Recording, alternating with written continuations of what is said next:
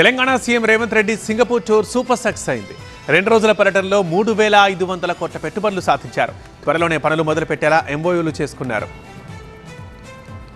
తెలంగాణ ముఖ్యమంత్రి రేవంత్ రెడ్డి సారథ్యంలో ప్రతినిధి బృందం సింగపూర్ పర్యటన విజయవంతంగా ముగిసింది. ఈ పర్యటనలో ఎస్టీటీ జీడీసీ సంస్థ తెలంగాణలో 3,500 కోట్ల పెట్టుబడులతో డేటా సెంటర్ ఏర్పాటు చేయడానికి అవగాహన ఒప్పందం కుదుర్చుకుంది. మీర్ఖాన్పేట ముచ్చర్ల సమీపంలో 100 మెగావాట్ల సామర్థ్యంతో అత్యాధునిక ఏఐ ఆధారిత డేటా సెంటర్ ఏర్పాటు చేయనుంది. ఈ ప్రాజెక్ట్ భవిష్యత్ అవసరాలకు అనుగుణంగా విస్తీర్ణ సౌకర్యంతో పాటు దేశంలోనే అతిపెద్ద డేటా సెంటర్లో ఒకటిగా నిలుస్తుంది.